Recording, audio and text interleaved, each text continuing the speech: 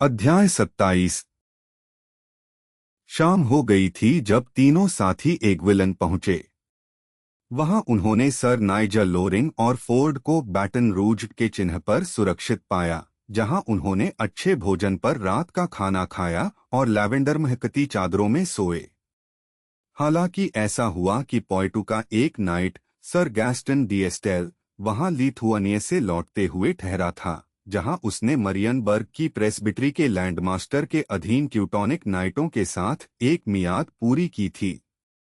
वह और sir Nigel घात प्रतिघात, आकस्मिक हमलों और नगरों पर कब्जे के बारे में ऊंची बातचीत में देर तक बैठे, जंगी आदमियों और बहादुर कामों की कई कहानियों के साथ। फिर उनकी बात संगीत की तरफ मुड़ी और अजनबी नाइट ने एक सिटर निकाली जिस पर उसने उत्तर के मिनेलिडर बजाए, हिल्डेब्रेंड और ब्रनहेल्ड और सीगफ्राइड और अल्मेन की भूमि की सारी शक्ति और सुंदरता के बारे में एक ऊंची फटी आवाज में गाता। इसका सर नाइजल ने सर एग्लैमर और सर आइसम्ब्रास के रोमांस से जवाब दिया, और इस तरह लंबी सर्द रात में वे चटकती लकड़ी की आग के पास बैठे एक दूसरे के गानों का जवाब देते रहे जब तक बांग देते मुर्गों ने उनके संगीत में शामिल न हो गए। फिर भी बमुश्किल 1 घंटे के आराम के साथ सर नाइजल अगली सुबह नाश्ते के बाद अपने रास्ते पर चलते समय हमेशा की तरह खुश और चमकीले थे। यह सर गैस्टन एक बहुत योग्य आदमी है, उन्होंने अपने स्क्वायरों से कहा जब वे बैटन रूज से सवार हुए। उसमें अपने आप को आगे बढ़ाने की बहुत तीव्र इच्छा है और वह मेरे साथ किसी छोटी नाइटली बहस में शामिल होता अगर ऐसा हुआ होता कि उसकी बाह की हड्डी एक घोड़े की लात से टूट गई। मैंने उसके लिए बड़ा प्रेम महसूस किया है और मैंने उससे वादा किया है कि जब उसकी हड्डी जुड़ जाएगी तो मैं उसके साथ धक्कों का आदान प्रदान करूंगा। लेकिन हमें बाईं तरफ इस सड़क पर रहना होगा। नहीं, मेरे न्यायप्रिय स्वामी, मोंटोबन की सड़क नदी के पार है और फिर क्वर्सी और एजेनॉइस से होकर। सच, मेरे अच्छे आलवार्ड, लेकिन मैंने इस योग्य नाइट से सीखा है जो फ्रेंच सीमाओं के पार से आया है कि इंग्लिशमैन की एक कंपनी है जो विल्ले फ्रांस के आसपास के इलाके में जला रही और लूट रही है। मुझे बहुत कम संदेह है, उसने जो कहा उससे, कि वे वही है जिन्हें हम ढूंढते हैं। अपनी मूठ की कसम, यह काफी संभव है। सब विवरणों से वे मोंटोबन में इतने लंबे समय से थे कि वहां लेने लायक बहुत कम बचा होगा। फिर चूंकि वे पहले से दक्षिण में रहे हैं, वे उत्तर में अवेरोन के इलाके में आएंगे। हम लौट के साथ साथ चलेंगे जब तक कहोर्सन पहुंच जाए और फिर सीमा पार करके विल्ले फ्रांस में जाएंगे। सेंट पॉल की कसम। चूंकि हम केवल एक छोटा दल है, यह बहुत संभव है कि हमारे पास कोई बहुत सम्मानजनक और सुखद साहसिक कार्य हो, क्योंकि मैंने सुना है कि फ्रेंच सीमा पर बहुत कम शांति है। सारी सुबह वे एक चौड़ी और घुमावदार सड़क पर सवार रहे, चिनारों की छायाओं से धारीदार। सर नाइजल अपने स्क्वायरों के साथ आगे सवार थे, जबकि दोनों तीरंदाज बोझा ढोने वाले खच्चर को बीच में लेकर पीछे पीछे चले। वे एग्विलन और गरोने को दूर दक्षिण में छोड़ चुके थे और अब शांत लौट के किनारे सवार थे, जो एक कोमल लहरदार प्रदेश से नीली और शांत मूर्ति है। एल्लेन यह नोट किए बिना न रह सका कि जबकि गायन में कई छोटे शहर और कम किले थे, अब कई किले और कम घर थे। दोनों तरफ हर कुछ मील पर जंगलों के बीच से धूसर दीवारें और चौकोर भयानक कीप झांकते, जबकि जिन कुछ गांवों से वे गुजरे वे सब कच्ची दीवारों से घिरे थे, जो एक जंगली सीमांत भूमि के लगातार डर और अचानक धावे की बात करते। सुबह के दौरान 2 बार घुड़सवारों के दल सड़क किनारे के गड्ढों के काले प्रवेशद्वारों से उन पर झपटे, छोटे सख्त सवालों के साथ कि वे कहां से आए और उनका क्या काम था। हथियारबंद आदमियों के दल राजमार्ग पर झनकारते चले और व्यापारी का माल ढोने वाली लदी खच्चरों की कुछ कतारें हथियारबंद नौकरों, या इस सेवा के लिए किराए पर लिए गए तीरंदाजों से रक्षित थीं। ब्रिटिगनी की शांति ने इन हिस्सों में बहुत बदलाव नहीं किया है, क्योंकि यह इलाका स्वतंत्र साथियों और बिना मालिक के आदमियों से भरा हुआ है। वे मीनारे, जंगल और पहाड़ी के बीच कहोर्स के शहर को चिह्नित करती है और इसके पार फ्रांस की भूमि है। लेकिन यहाँ सड़क के किनारे एक आदमी है, और चूंकि उसके पास 2 घोड़े और एक स्क्वायर है, मुझे बहुत कम संदेह है कि वह एक नाइट है। मैं तुमसे प्रार्थना करता हूँ, एलिन, मेरी तरफ से उसका अभिवादन करो और उससे उसकी उपाधियां और कोटार्मर पूछो। हो सकता है कि मैं उसे किसी शब्द से मुक्त कर सकूं, या शायद उसकी कोई महिला है जिसे वह आगे बढ़ाना चाहेगा। नहीं, मेरे न्यायप्रिय स्वामी, ये घोड़े और स्क्वायर नहीं है, बल्कि खच्चर और एक नौकर है। वह आदमी एक व्यापारी है, क्योंकि उसके बगल में एक बड़ी गठरी है। अब तुम्हारी ईमानदार इंग्लिश आवाज पर भगवान का आशीर्वाद, अजनबी चिल्लाया, एलेन के शब्दों की आवाज पर अपने कान खड़े करके। मैंने कभी संगीत नहीं सुना जो मेरे कान को इतना मीठा लगा हो। आओ, वॉटकिन लड़के, गांठें लौरा की पीठ पर डालो। मेरा दिल लगभग टूट गया था, क्योंकि ऐसा लगता था कि मैंने वह सब छोड़ दिया जो इंग्लिश था, और मैं कभी नॉर्विच के बाजार चौक पर दोबारा नजर नहीं डालूंगा। वह एक लंबा, तगड़ा, अधेड़ आदमी था जिसका चेहरा लाल, एक भूरी दोशाखा दाढ़ी जिसमें सफेदी आ गई थी, और उसके सिर के पीछे एक चौड़ी फ्लैंडर्स टोपी रखी थी। उसका नौकर, उतना ही लंबा लेकिन दुबला और हड्डी पंजर, ने गांठें एक खच्चर की पीठ पर डाल दी थीं, जबकि व्यापारी दूसरे पर सवार हुआ और पार्टी में शामिल होने के लिए सवार हुआ। जैसे जैसे वह पास आया, उसकी पोशाक की गुणवत्ता और उसकी साज सज्जा की दौलत से देखना आसान था कि वह कुछ धन और पद का आदमी था। सर नाइट, उसने कहा, मेरा नाम डेविड मिशेल्डीन है, और मैं नॉर्विच के अच्छे नगर का एक शहरी और एल्डरमैन हूँ, जहाँ मैं आर लेडी के चर्च से 5 दरवाजे दूर रहता हूँ, जैसा यारे के किनारों पर सब आदमी जानते हैं। मेरे पास यहाँ कपड़े की गांठें हैं, जिन्हें मैं काहोर्स ले जाता हूँ। धिक्कार है उस दिन पर जब मैंने कभी ऐसे काम पर जाना शुरू किया। मैं रास्ते में मेरे नौकर और मेरे कपड़े के सामान के लिए आपकी कृपालु सुरक्षा की याचना करता हूं, क्योंकि मैं पहले ही कई खतरनाक दर्रों से गुजरा हूं, और अब सीखा है कि क्वर्सी का लुटेरानाइट रोजर क्लबफुट मेरे सामने सड़क पर है। मैं इसके द्वारा आपको एक रोज नोबल देने पर सहमत हूं अगर आप मुझे काहोर्स में एंजल की सराय तक सुरक्षित पहुंचाएं। वहीं मुझे या मेरे उत्तराधिकारियों को लौटाया जाए अगर मुझे या मेरे माल को कोई नुकसान पहुंचे। सेंट पॉल की कसम, मैं एक बुरा नाइट होता अगर मैं एक अजनबी भूमि में एक देशवासी के साथ खड़े होने के लिए पैसे मांगू। तुम मेरे साथ सवार हो सकते हो और स्वागत है, मास्टर मिचेल्डन, और तुम्हारा नौकर मेरे तीरंदाजों के साथ चल सकता है।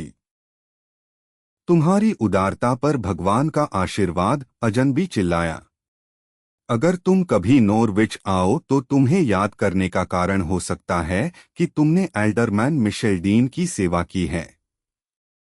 काहोर्स बहुत दूर नहीं, क्योंकि निश्चित रूप से मैं आसमान की रेखा पर कैथेड्रल की मीनारें देखता हूँ, लेकिन मैंने इस रोजर क्लबफुट के बारे में बहुत सुना है, और जितना ज्यादा सुनता हूँ उतना ही कम उसके चेहरे पर नजर डालना चाहता हूँ। ओह, लेकिन मैं इस सबसे बीमार और थका हुआ हूँ, और मैं अपनी आधी दौलत दे दूं अपनी अच्छी पत्नी को अपने बगल में शांति से बैठी देखने के लिए और नॉर्विच शहर की घंटियां सुनने के लिए। तुम्हारे शब्द मेरे लिए अजीब है, क्योंकि तुम एक तगड़े आदमी के रूप में दिखते हो, और मैं देखता हूँ कि तुम अपनी तरफ एक तलवार पहनते हो। फिर भी यह मेरा पेशा नहीं है, व्यापारी ने जवाब दिया।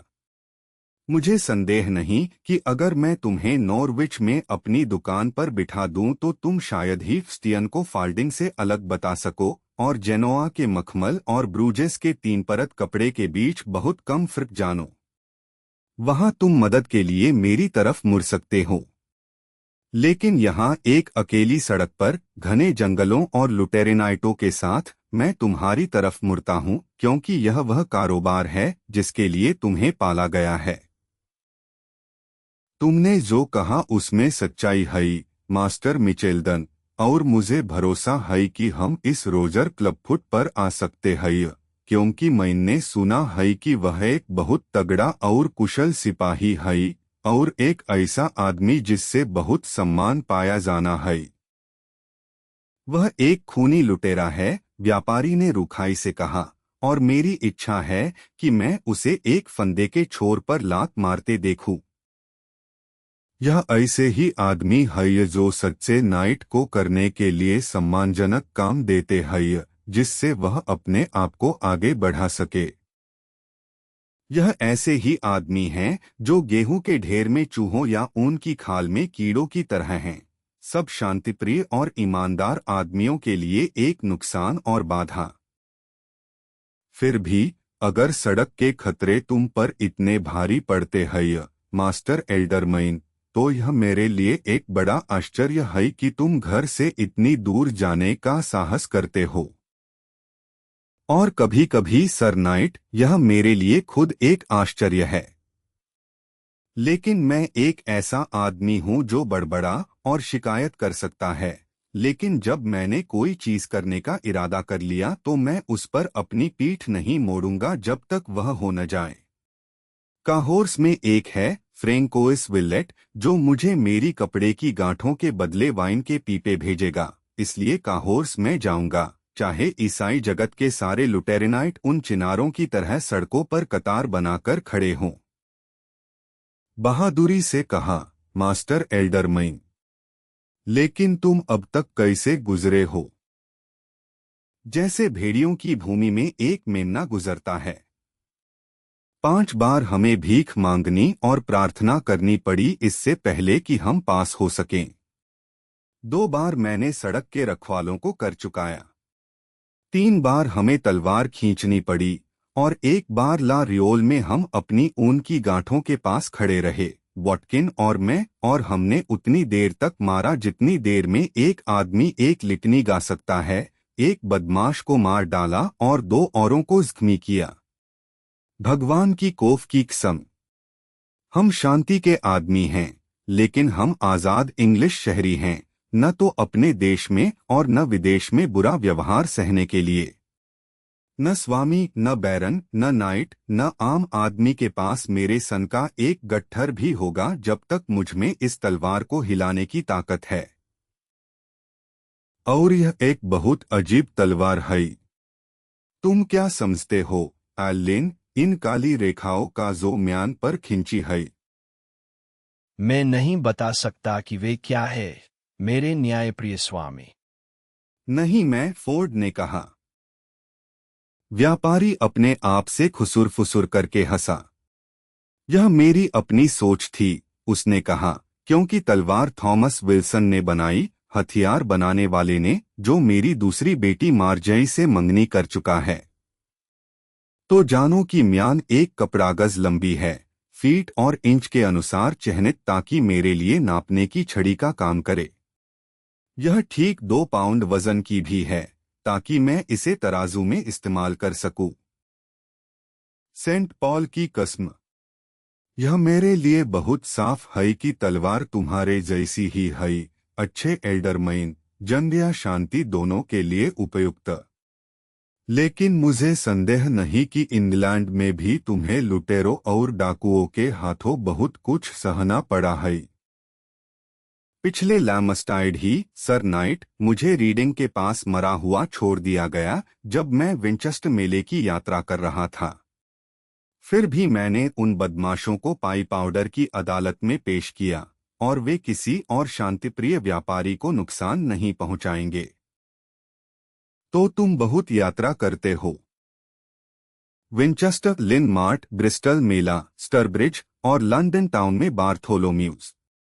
बाकी के साल तुम मुझे हमेशा आर लेडी के चर्च से 5 दरवाजे दूर पाओगे, जहां मैं अपने दिल से चाहता हूं कि इस वक्त होता, क्योंकि नॉर्विच हवा जैसी कोई हवा नहीं, और यारे जैसा कोई पानी नहीं, और न ही फ्रांस की सारी वाइनें बूढ़े सैम येलवर्टन की बियर से तुलना कर सकती हैं जो डन काव चलाता है।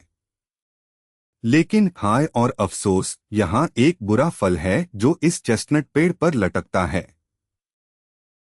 जैसे ही वह बोला वे सड़क के एक मोड़ पर घूमकर एक बड़े पेड़ के पास आए जिसने एक मजबूत भूरी डाली उनके रास्ते पर फैला रखी थी। इस डाली के बीच से एक आदमी लटक रहा था, उसका सिर उसके शरीर से एक भयानक तिरछ पर और उसके पैर की उंगलियां बस जमीन को छूती। लिनन की एक अंदरूनी कमीज और ऊनी पाजामे की एक जोड़ी को छोड़कर वह नंगा था। उसके बगल में एक हरे किनारे पर एक गंभीर चेहरे वाला छोटा आदमी बैठा था और उसके पास पड़ी झोली से सब रंगों के कागजों का एक बड़ा बंडल बाहर निकल रहा था। वह बहुत अमीराना पोशाक में था, फरलगे लबादे, एक लाल हुड और आगरंगी रेशम से अस्तर वाली चौड़ी लटकती आस्तीनों के साथ। उसकी गर्दन पर एक बड़ी सोने की जंजीर लटकती थी और उसके हाथों की हर उंगली से अंगूठियां चमकती थीं। उसकी गोद में सोने और चांदी का एक छोटा ढेर था जिसे वह सिक्का दर सिक्का अपनी पेटी से लटकती एक मोटी थैली में डाल रहा था। संत तुम्हारे साथ हों, अच्छे यात्रियों, वह चिल्लाया जैसे ही पार्टी सवार होकर आई। चारों इवेंजलिस्ट्स तुम पर नजर रखें। 12 अपोस्टल्स तुम्हें उठाए रखें। शहीदों की धन्य सेना तुम्हारे पैरों का मार्गदर्शन करे और तुम्हें अनंत आनंद की तरफ ले जाए। इन अच्छी शुभकामनाओं के लिए ग्रेमर्सी। लेकिन मैं देखता हूँ मास्टर एल्डरमैन कि यह आदमी जो यहाँ लटकता है पैर के निशान से, वही लुटेरानाइट है जिसके बारे में हमने बात की थी। लेकिन इसकी छाती पर एक कार्टेल पिन किया गया है और मैं तुमसे प्रार्थना करता हूँ एलिन, इसे मुझे पढ़कर सुनाओ। मरा हुआ लुटेरा सर्द हवा में धीरे धीरे आगे पीछे झूलता था, उसके सावले चेहरे पर एक स्थिर मुस्कान और उसकी उभरी आंखें अब भी उस राजमार्ग पर घूरती जिसका वह इतने लंबे समय से आतंक था। उसकी छाती पर चर्मपत्र की एक शीट पर भद्दे अक्षरों में छपा था, रोजर पाइडबॉन और एलोड्रे दू सेनेचल दे कैस्टेलनो एट दे एलेचेविन दे काहोर्स सर्वेंट्स फाइडल्स दू ट्रेस वेलेंट एट्रेस पुइसेंट एडावर्ड प्रिंस दे गॉल्स एट दी एक्विटेन ने टचेस पास ने काउटेस पास ने डिपेचेस पास। उसने मरने में एक बुरा समय लिया, वह आदमी बोला जो उसके बगल में बैठा था। वह एक पैर की उंगली जमीन तक फैला सकता था और अपने आप को सहारा दे सकता था, ताकि मैंने सोचा कि वह कभी खत्म नहीं होगा। अब आखिरकार, हालांकि वह सुरक्षित रूप से स्वर्ग में है और इसलिए मैं अपने सांसारिक रास्ते पर आगे बढ़ सकता हूँ। जैसे ही वह बोला, वह एक सफेद खच्चर पर सवार हुआ जो सड़क के किनारे चल रहा था, सब सोने और चांदी की घंटियों की फस्टियन से सजा, और सर नाइजल की पार्टी के साथ सवार हो गया। तो तुम कैसे जानते हो कि वह स्वर्ग में है? सब कुछ भगवान के लिए संभव है, लेकिन निश्चित रूप से बिना किसी चमत्कार के मुझे शायद ही रोजर क्लबफुट की आत्मा को न्यायप्रियो में पाने की उम्मीद करनी चाहिए। मैं जानता हूं कि वह वहां है क्योंकि मैंने अभी अभी उसे वहां प्रवेश कराया है, अजनबी ने जवाब दिया, अपने जवाहरात जड़े हाथों को शांत संतोष में रगड़ते हुए। यह मेरा पवित्र मिशन है, एक सोमपनूर या पार्टनर होना। मैं उनका नाचीज सेवक और प्रतिनिधि हूं जो चाबियां रखते हैं। एक पश्चातापी दिल और पवित्र मां चर्च को 10 नोबल विनाश को टाल सकते हैं, लेकिन उसके पास पहली श्रेणी की क्षमा है, 25 लीवर के आशीर्वाद के साथ, ताकि मुझे संदेह है कि क्या वह पुर्गेटरी की एक झुनझुनी भी महसूस करेगा।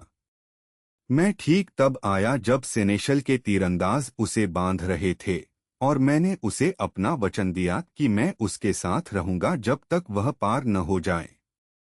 चांदी के बीच 2 शीशे के मुकुट थे, लेकिन मैं उसके लिए उसके उद्धार के रास्ते में नहीं खड़ा होता।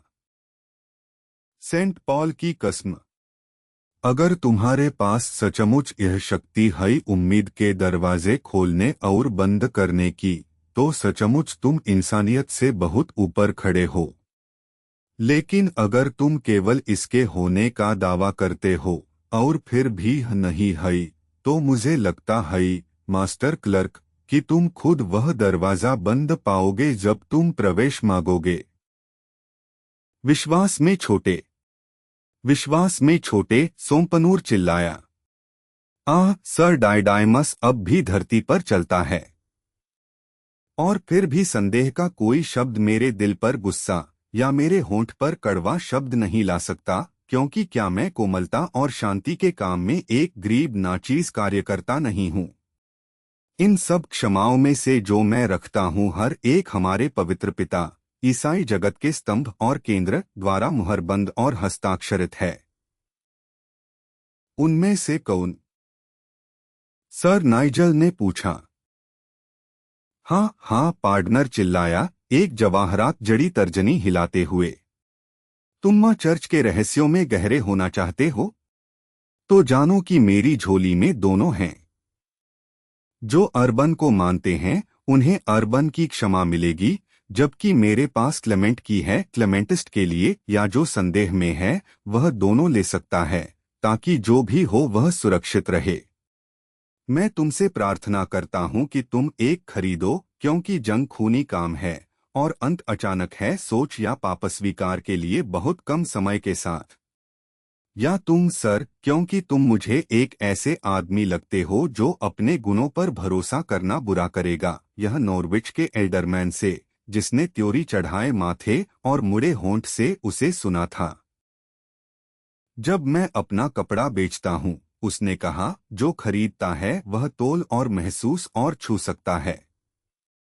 ये चीजें जो तुम बेचते हो देखी नहीं जा सकती, और नहीं कोई सबूत है कि तुम इन्हें रखते हो। निश्चित रूप से, अगर कोई नश्वर आदमी भगवान की दया को नियंत्रित कर सकता है, तो यह एक उदात्त और भगवान जैसी जिंदगी वाला होता, न कि वह जो अंगूठियों और जंजीरों और रेशम से सजा हो, जैसे करमेसे में कोई आनंद लड़की। तुम दुष्ट और बेशर्म आदमी, क्लर्क चिल्लाया। क्या तुम्हारी हिम्मत है कि मां चर्च के नाचीज सेवक के खिलाफ अपनी आवाज उठाओ? काफी नाचीज, डेविड मिशेल डीन ने कहा। मैं तुम्हें बताना चाहूंगा क्लर्क कि मैं एक आजाद इंग्लिश शहरी हूं, और मैं अपनी बात खुद हमारे पिता पोप से कहने की हिम्मत रखता हूं। तुम जैसे नौकर के नौकर की तो बात ही छोड़ो। नीच जन्मा और गंदी जीभ वाला बदमाश, सोमपनूर चिल्लाया। तुम पवित्र चीजों की बकवास करते हो जिन तक तुम्हारा सुअर दिमाग कभी नहीं उठ सकता। खामोश रहो, वरना मैं तुम पर एक श्राप बुलाऊंगा। खुद खामोश रह, दूसरा गरजा। गंदी चिड़िया, हमने तुझे फांसी के फंदे के पास एक मुर्दार कौए की तरह पाया। तेरी क्या बढ़िया जिंदगी है इसके साथ, अपने रेशमों और अपने खिलौनों के साथ, मरते आदमियों की थैलियों से आखिरी कुछ शिलिंग ठगता। तेरे श्राप पर अंजीर। यहीं रुक अगर तू मेरी सलाह लेगा, क्योंकि हम इंग्लैंड को तेरे जैसों के लिए बहुत गर्म कर देंगे जब मास्टर विटलिफ के पास इसकी व्यवस्था होगी। तुम घटिया चोर, यह तुम हो और तुम जैसे, जो बहुत से चर्च के आदमियों पर बुरा नाम लाते हो जो एक पवित्र और शुद्ध जिंदगी जीते हैं। तुम स्वर्ग के दरवाजे के बाहर, ज्यादा संभव है कि तुम नरक के दरवाजे के अंदर हो। इस चरम अपमान पर सोमपनूर गुस्से से राख जैसे चेहरे के साथ एक कांपता हाथ उठाया और गुस्साए एल्डरमैन पर लाटीन अभिशाप डालने लगा। बाद वाला हालांकि शब्दों से दबने वाला आदमी नहीं था, क्योंकि उसने अपनी एलनाप तलवार म्यान उठाई और उससे श्राप देते क्लर्क को पीटना शुरू कर दिया। बाद वाला वारों की बौछार से बचने में असमर्थ अपने खच्चर को एड़ लगाकर अपनी जिंदगी के लिए भागा। उसका दुश्मन उसके पीछे गरजता। अपने मालिक के अचानक प्रस्थान को देखकर नौकर वॉटकिन उसके पीछे चल दिया, बोझा ढोने वाला खच्चर उसके बगल में, ताकि चारों सड़क पर साथ साथ खड़खड़ाते चले गए जब तक वे एक मोड़ पर घूमकर गायब न हो गए और उनका शोर दूरी में एक गूंज बन गया। सर नाइजल और एलेन ने हैरानी से एक दूसरे को देखा, जबकि फोर्ड जोर से हंस पड़ा। पार्ड्यू, यह डेविड मिचेल्डन उन्हीं लॉलार्ड्स में से एक होगा जिनके बारे में प्रायरी के फादर क्रिस्टोफर को इतना कुछ कहना था। फिर भी जो मैंने उसके बारे में देखा वह कोई बुरा आदमी नहीं लगा। मैंने सुना है कि विक्लिफ के नॉर्विच में बहुत अनुयायी है। सेंट पॉल की कसम, मुझे उनसे कोई बड़ा प्रेम नहीं। मैं एक ऐसा आदमी हूँ जो बदलने में धीमा है, और अगर तुम मुझसे वह विश्वास छीन लो जो मुझे सिखाया गया है, तो मुझे उसकी जगह रखने के लिए कोई दूसरा सीखने में लंबा समय लगेगा।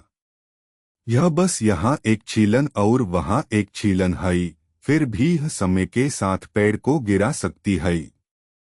फिर भी दूसरी तरफ मैं सोचे बिना नहीं रह सकता कि यह शर्म की बात है कि एक आदमी भगवान की दया को ऐसे चालू और बंद करे जैसे कोई तहखाने वाला एक टोंटी से शराब करता है।